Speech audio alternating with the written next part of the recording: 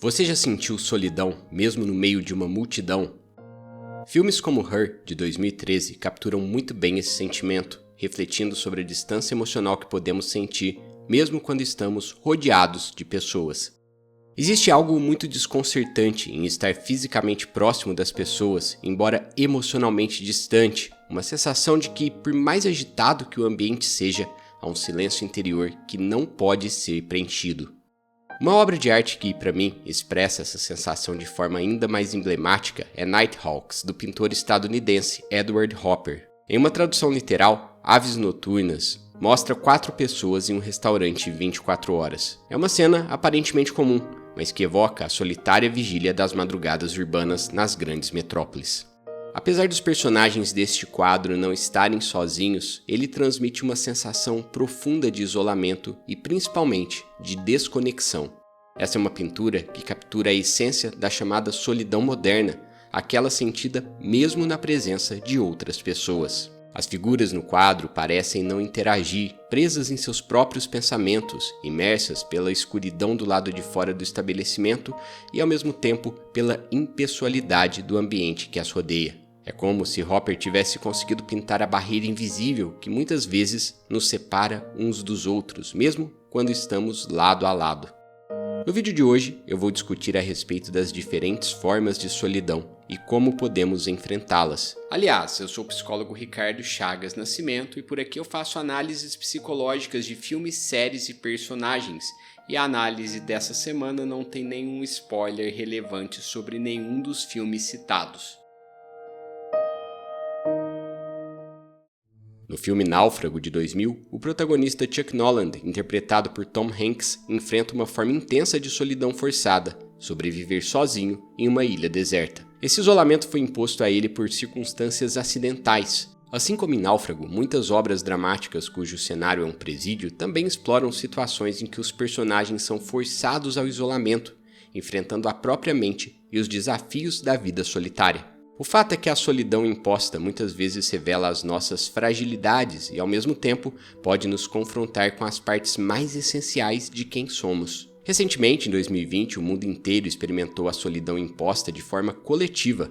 O distanciamento social e os lockdowns nos forçaram a nos isolar, retirando a possibilidade de interação presencial e criando um tipo de solidão que muitos de nós nunca havíamos sentido antes. Foi uma experiência em que fomos confrontados com a necessidade de lidar com nós mesmos sem o movimento caótico das rotinas convencionais. O psicanalista Anthony Storr estudou esse fenômeno em seu livro Solidão, a conexão com o eu. O autor descreve a solidão forçada como uma situação que pode ser tão devastadora quanto uma punição severa, tal como ocorre em prisões e instituições. Storr chamou isso de neurose institucional. Em suas palavras, a deterioração e a neurose institucional são comuns. Os prisioneiros com longas sentenças a cumprir se retraem, tornam-se apáticos e desinteressam-se por sua aparência pessoal e por seu ambiente imediato. Embora Chuck Noland não esteja em um presídio, a ilha deserta funciona como uma prisão natural, e vemos no início a angústia que ele enfrenta ao se deparar com sua própria vulnerabilidade e isolamento absoluto. A falta de contato humano é um fardo pesado e ele precisa buscar formas de se manter mentalmente estável e motivado para sobreviver.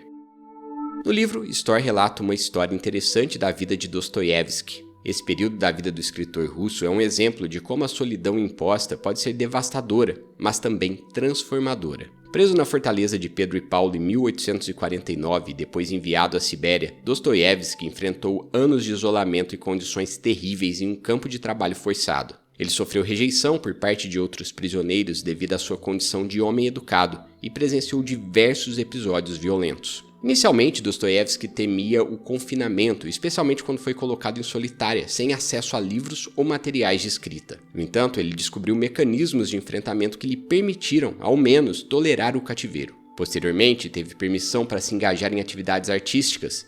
Ele se dedicou à leitura e à escrita, transformando o que poderia ter sido uma experiência aniquiladora em um momento de resistência criativa. Assim como Chuck Noland criou Wilson, um amigo imaginário para mitigar a sensação de isolamento, Dostoiévski abraçou o ofício da escrita como uma maneira de manter sua sanidade e dar sentido à sua existência durante anos de privação.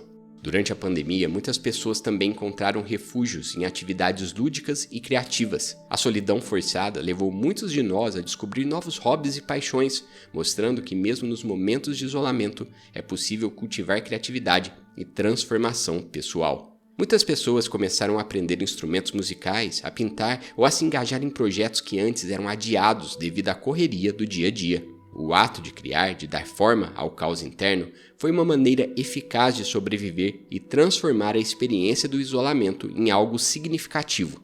A solidão tem o poder de nos forçar a olhar para dentro. Como exemplos reais e ficcionais nos mostram, ela pode ser um terreno fértil para o crescimento pessoal, desde que tenhamos as ferramentas certas para lidar com esse vazio. A capacidade de enfrentar a si mesmo, de suportar a presença da própria mente sem a distração constante, é o que muitas vezes define a diferença entre um período de isolamento destrutivo e um período de renascimento pessoal. A propósito, se você está pensando em transformar algum aspecto da sua vida, talvez a rotina ou quem sabe o guarda-roupa, aproveite a Black Week da Insider que vai até o final deste mês. A semana oficial da Black Friday finalmente chegou e o site da Insider está com as melhores promoções do ano, mais frete grátis.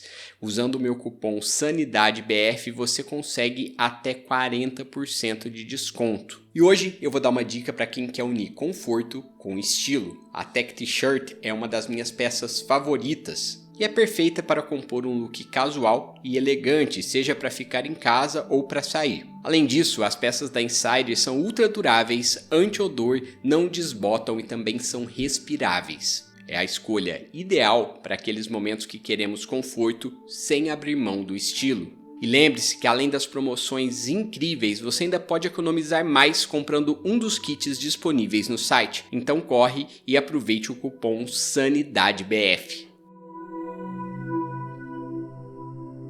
Por outro lado, há um tipo diferente de solidão que muitos de nós vivenciamos diariamente, a solidão moderna. Você já andou por uma rua movimentada, cercada por pessoas e ainda assim se sentiu profundamente solitário? Essa é a solidão retratada em Her, onde Theodore, um homem solitário, se apaixona por uma inteligência artificial.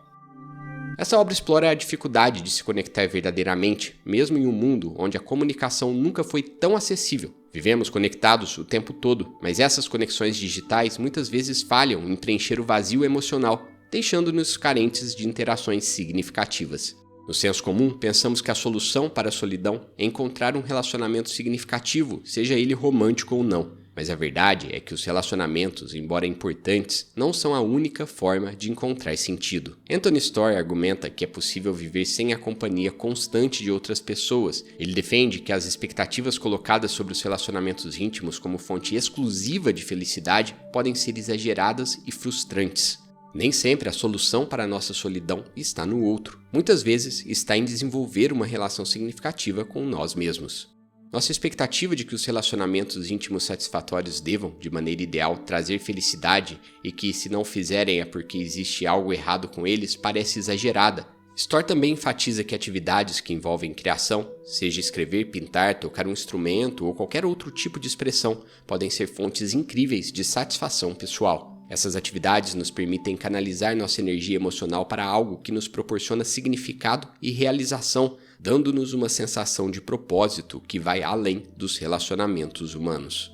Diferente de Theodore, que precisou se conectar com uma inteligência artificial para tentar preencher o vazio que sentia, talvez a verdadeira solução esteja em buscar algo que não seja externo, mas interno.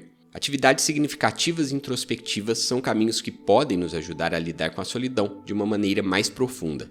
Talvez a questão seja desenvolver uma apreciação pela solitude, capacidade de estar consigo mesmo e ainda assim sentir-se completo.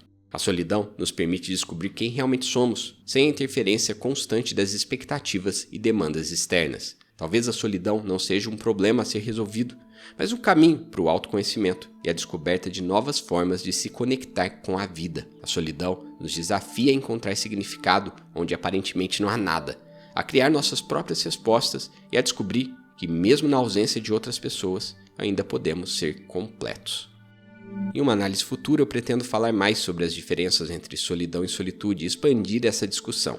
E você, o que pensa sobre isso? Deixe sua opinião nos comentários, não esqueça de deixar o like, cuide bem da saúde mental e até a próxima.